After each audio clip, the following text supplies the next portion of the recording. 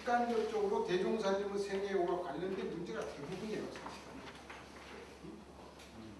그러면 이제 아까 말한 대로 영산시대에는 무엇을 계기로 나눠진다?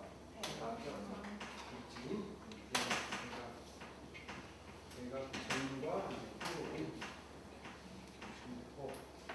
그 다음에 이제 익산시대는 세 개로 나눠서 보자. 시대,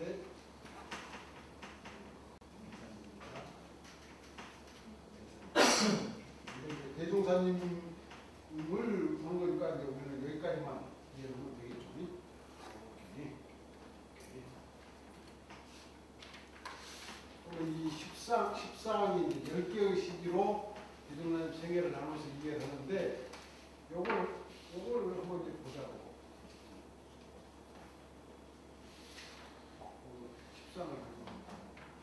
14항 중에서 대각전에는 뭐가 들어가? 어떤 상이 들어가? 관천기울이. 관천기울은 무슨 뜻? 하늘을 보고 오시는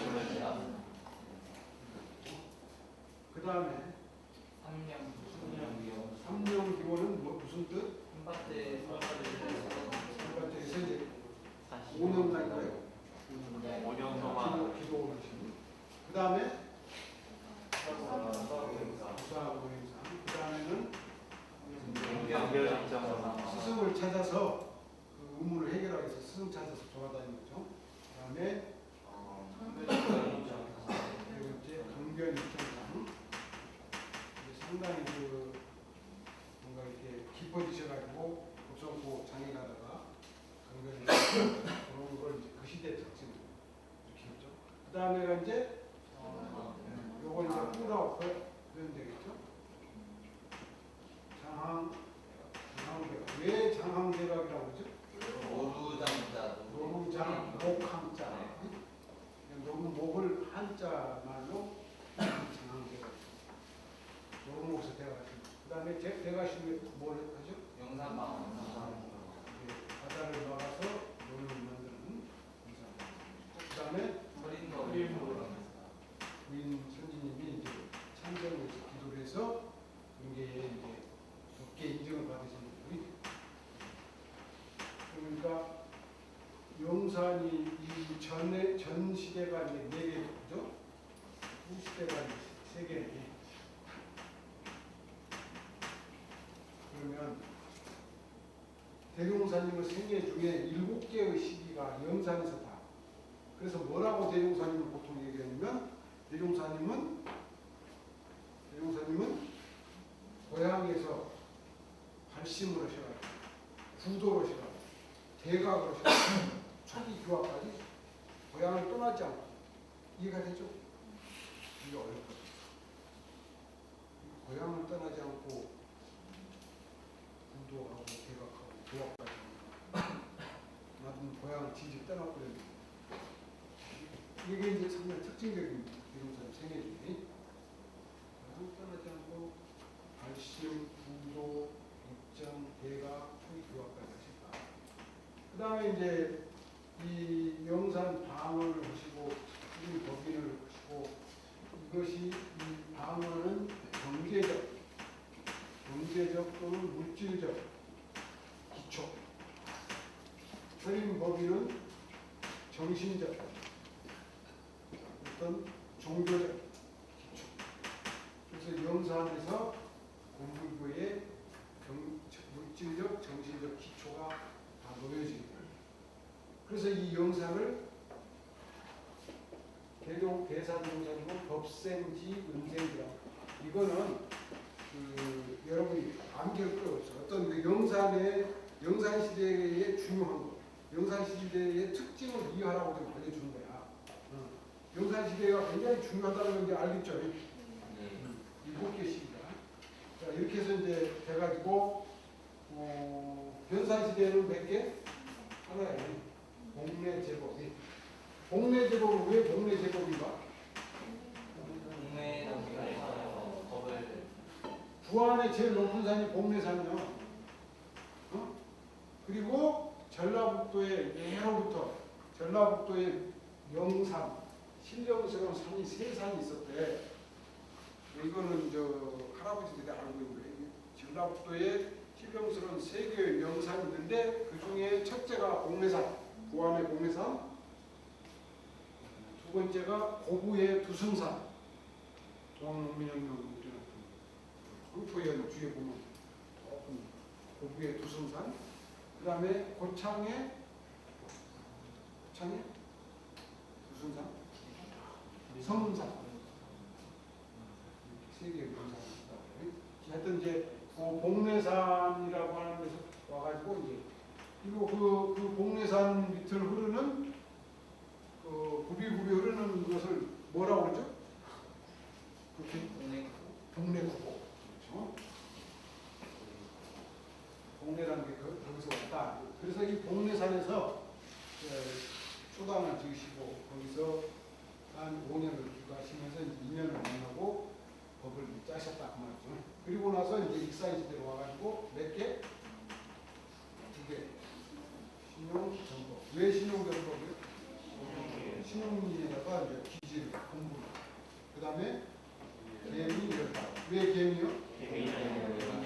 1943년이 단지로 계미년입니다. 14문제. 내일 시험 볼 거야 개인적으로. 개인 지도단이.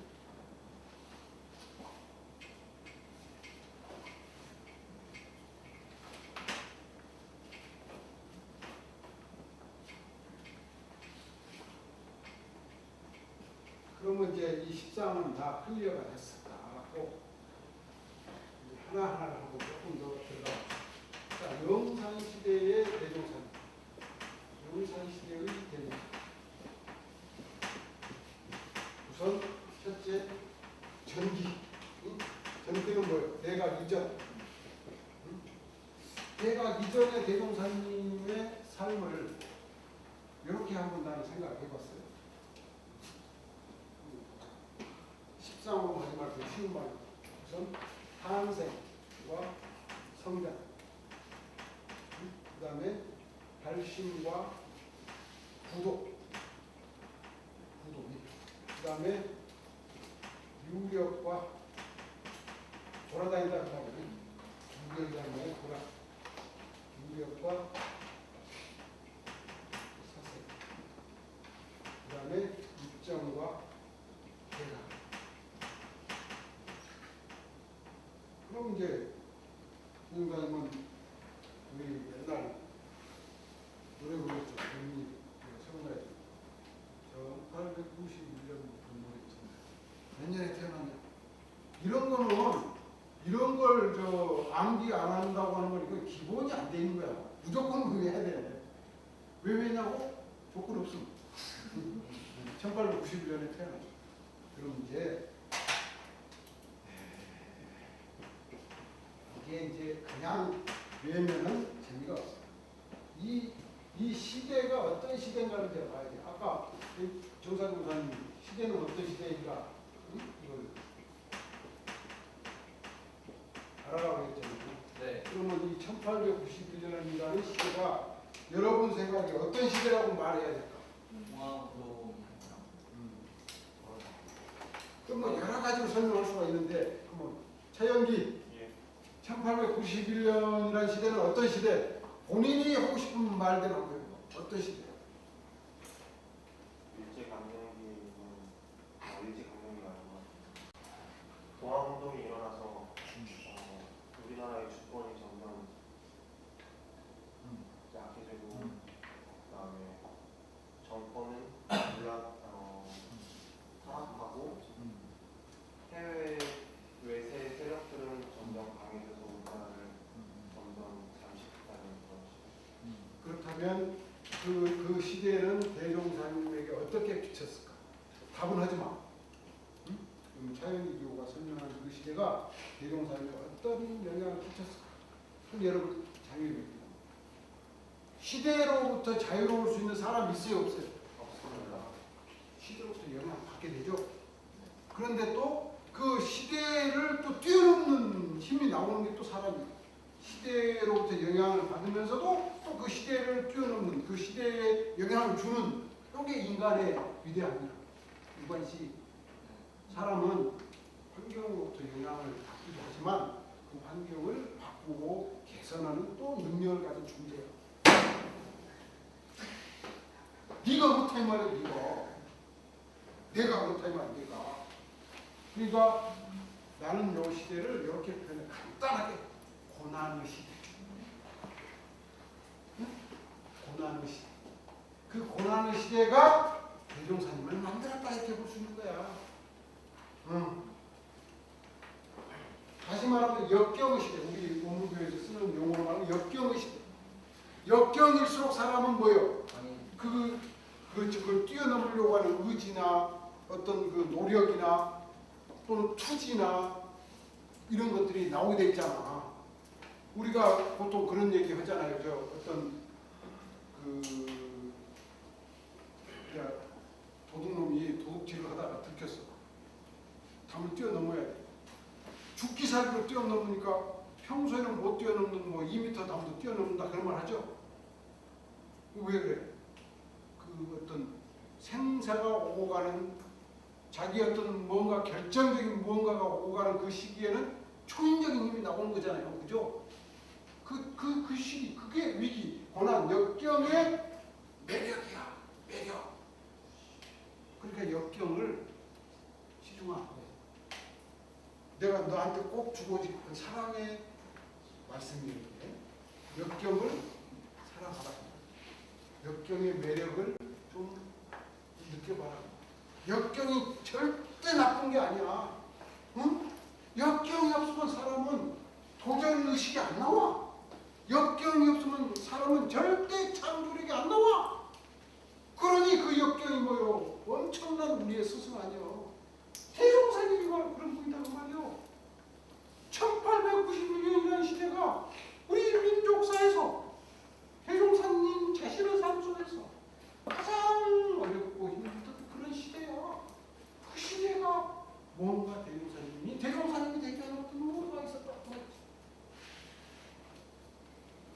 그러니까 역사 공부를 해야지 우리가 또 나오잖아. 응? 역경의 매력. 내가 생각해도 참 좋은 말 같아. 역경의 매력. 응? 오늘의 여러분들이 일기에다가 한번 써놔봐. 써놔놓고 10년, 20년에 한번 생각해보라니까. 역경의 매력을 즐길 수 있는 사람이 역사를 잘 모르는 사람이야. 역경 없이는 절대 사람은 큰 힘을 낼 수가 없어.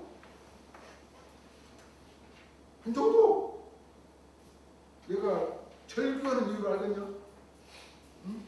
이 시대는 정말 개인적으로나 우리 민족으로 놓거나 엄청난, 그러니까 한마디로 국군이 이렇게 다운되던 시대잖아. 그렇게 하고 언제 이제 최고의 어두운 시대가 되죠?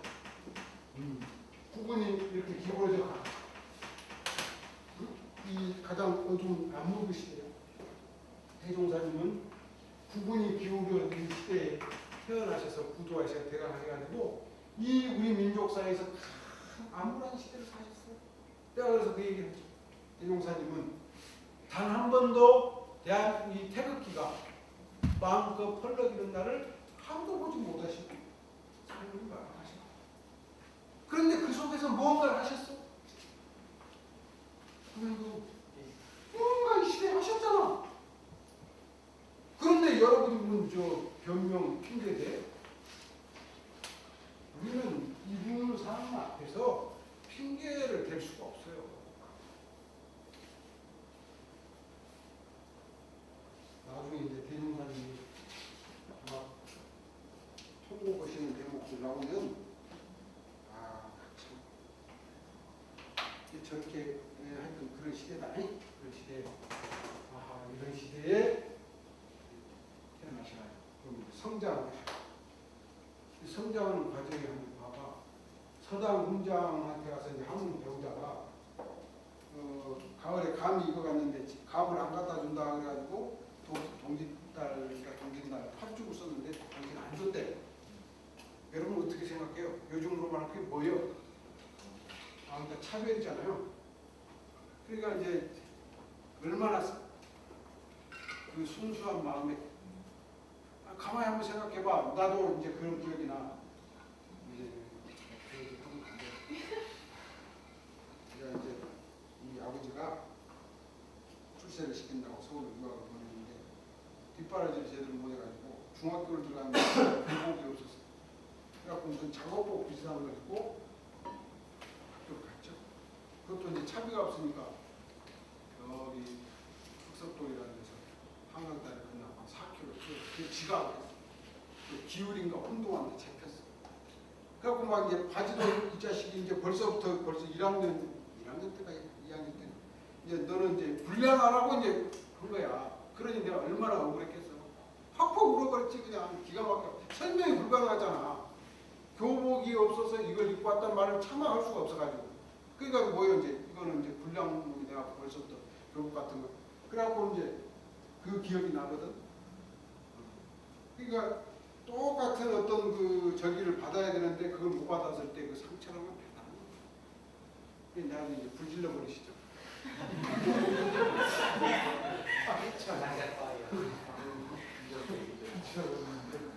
그걸 가만히 생각하면은 어떤 거냐면은 요즘으로 말하면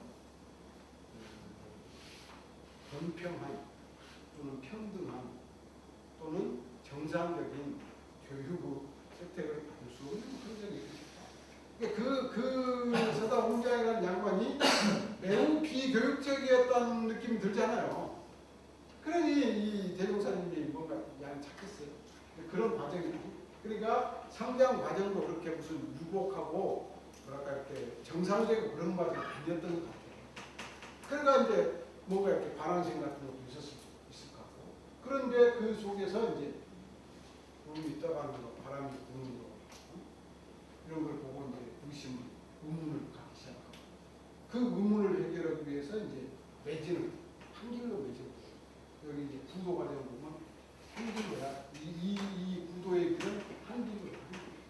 난 여러분한테 꼭 해주고 싶어. 조금 전에 이제 역경의 매력, 그런 고난의 매력 그런 얘기 했는데 두 번째 해주고 싶은 한 길로. 대종사님의 구도 과정은 한 길로예요. 포기하지 않았잖아요. 계속 여러분 도사 만나고 산신 만나려고 하는데 안 돼. 그 다음에 도사 만나려고 또 안 돼. 계속 안 되는 거야. 계속 실패야. 그러면 한두 번 하다 오면 끝내잖아요. 그런데 끝까지 가시잖아요. 끝까지. 바깥으로 이제 뭔가 해결하려고 하는데 안 돼.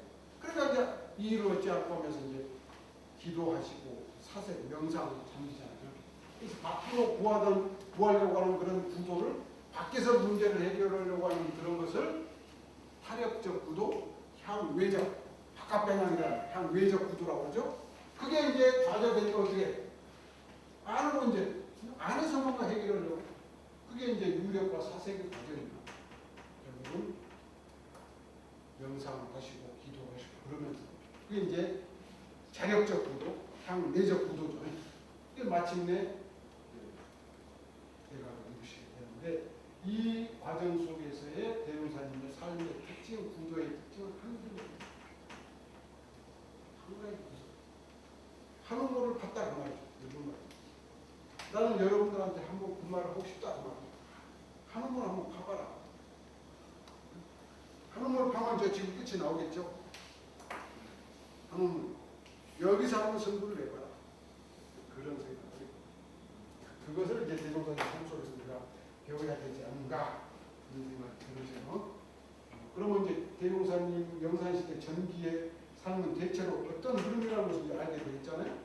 이런 내용들을 이제 관천기호상, 삼명기원상, 부사고행상, 항멸입정항이라고 표현하시는 거예요.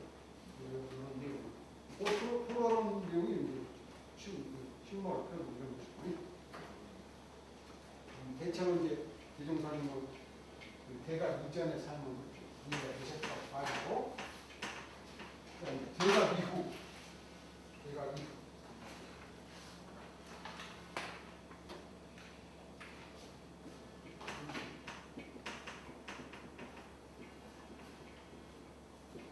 대각은 대신 대각은 해도 무조건 왜 되겠죠? 음기 본년 1년 1916년 몇 월 며칠?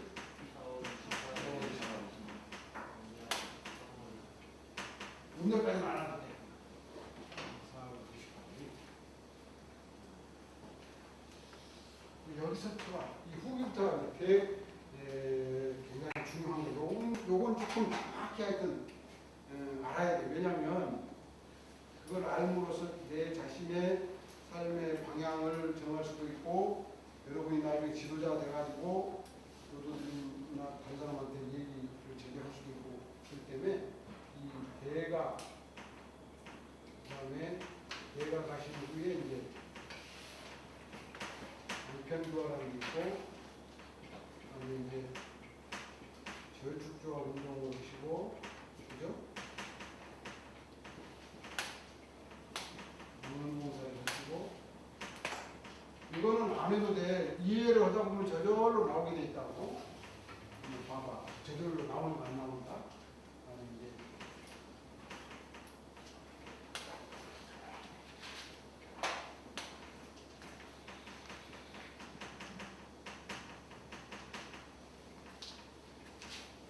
이제 이게 이제 대가 이후에 크게 훨씬 영상을 하신 일인데, 여러분 대각에 대해서 궁금증이 없어요? 대각 해보고 싶지 않아요? 대각이 뭘까?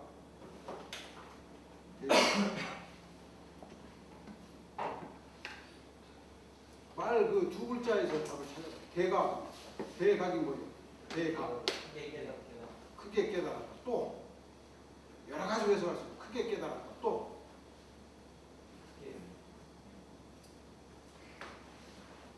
대각은 크게 깨달았다면 크게가 형용사예요, 부사예요?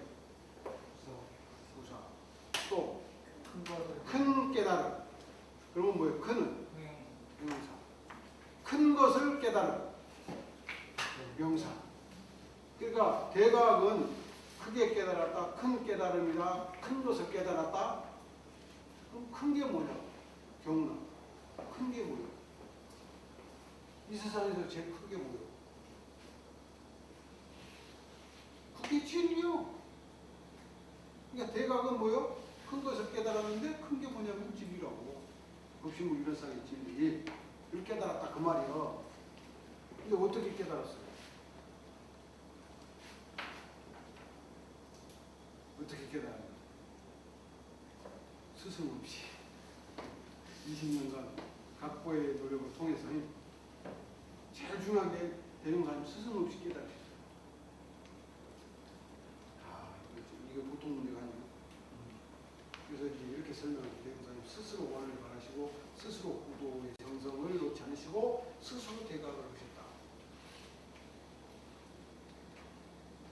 그런데 이제 당신은 그렇게 얘기했죠. 자력으로 구하는 중에 사은의 도움이 있다. 이제 하여튼 큰 것을 깨달았다. 그럼 이제 쉽게 얘기하면 진리를 깨달았다. 진리를 깨달으니까 이제 요게 문제야.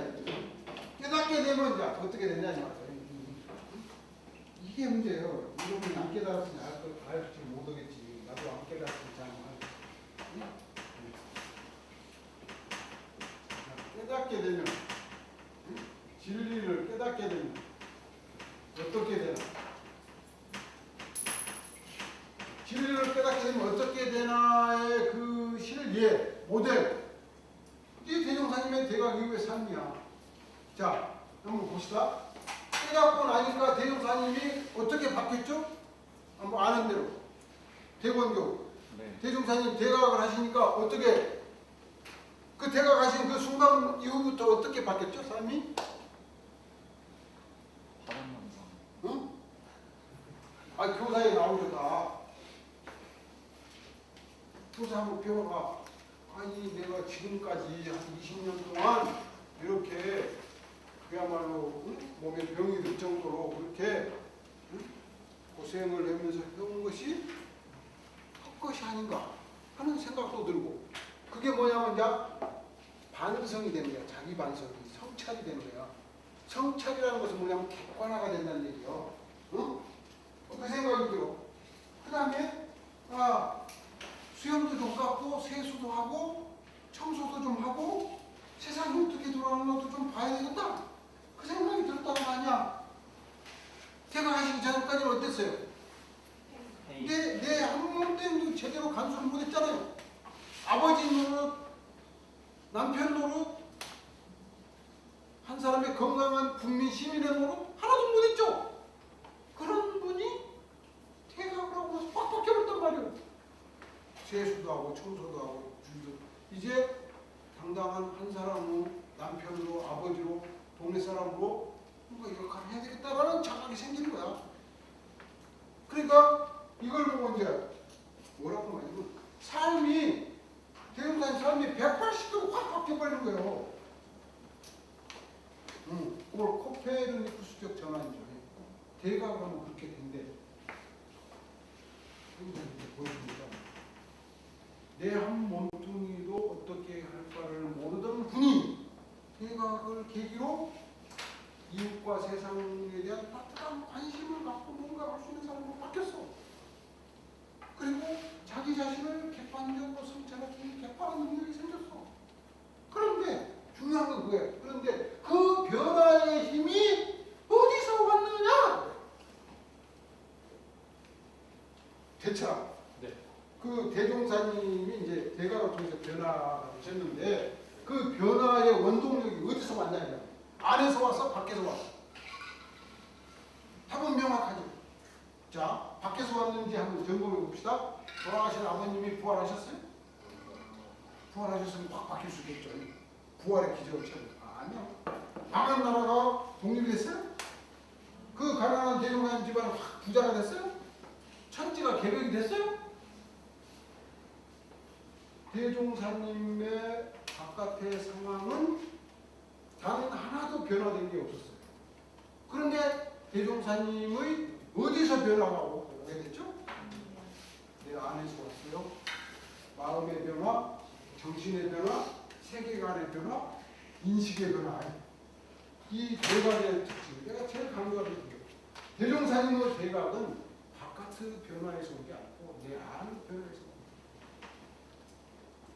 그래서 뭐라고 얘기하냐. 세상을 보는 눈이, 세상을 보는 눈이 바뀌어야.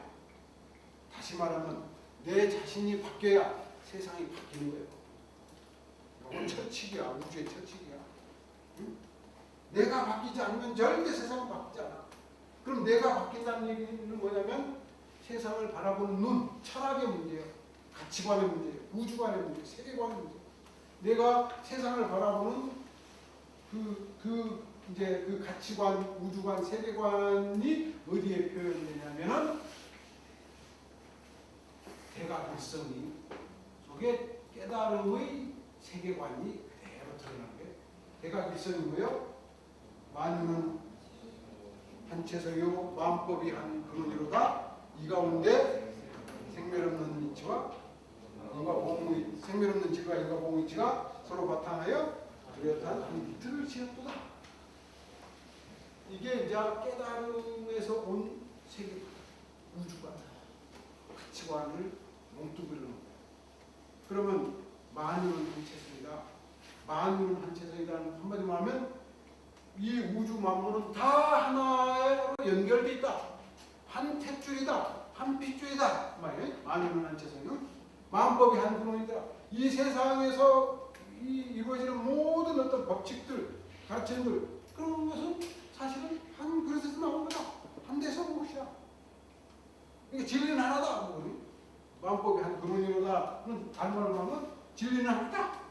기독교에서 가르치는 진리나 불교에서 가르치는 진리나 그런 그러니까 다 연결되어 있으니까 그 연결되어 있는데 이제 세상은 어떻게 연결되어 있는데 세상은 연결을 끊어가지고 막 야금당식을 하고 식민지배를 하고 막 그러잖아요. 그러니까 그 세계관에서 볼 때 이 세계를 어떻게 바꿔야 되겠다는 것이 사명인감이 나오겠죠. 하여튼 이 대각은 안의 변화고 그 안의 변화는 세계관의 변화를 봐요. 그 세계관의 변화가 그냥 왔냐? 각고의 노력 없이 오지 않는다. 그렇게 해서 이제 그래서 이 대각이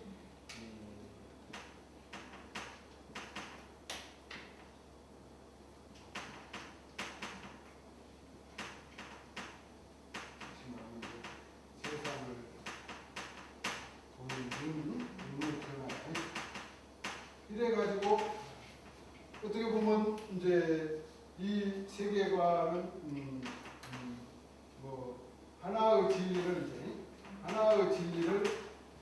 내가 삼으셨다. 다시 말하면 이제 일원주의적인 세계관이 있고 바로 이것의 바탕에서 그 다음부터 이제 새로운 역사를 만들어가고 당신의 새로운 삶을 시작하고 그런 거 그게 이제 이런 내용입니다. 이런 내용입니다.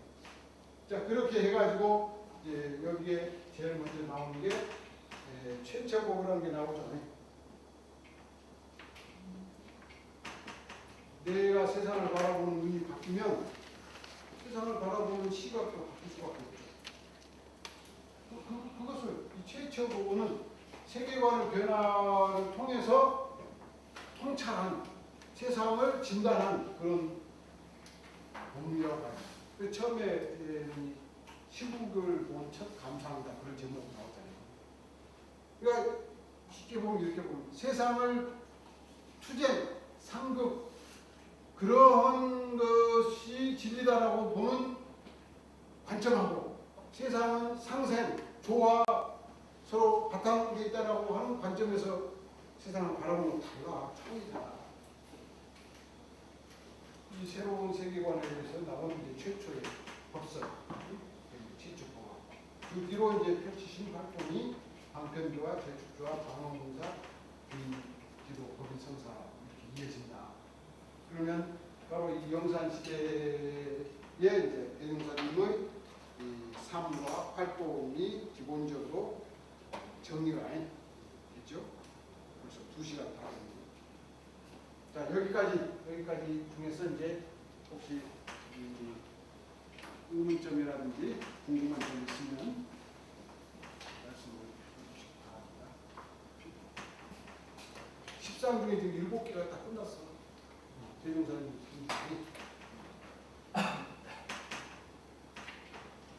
자 여기 이 설명한 내용들이 혹시 궁금한 점 있으면 좀 스케치로 해가는 거야. 여러분 이제 여기에다 이제 읽어가면서 나중에 색칠만 하면 되니까 다음 시간에는 인물사 중에 이제 대종사님 말고 어떤 분들을 우리가 어떻게 이해를 해야 되는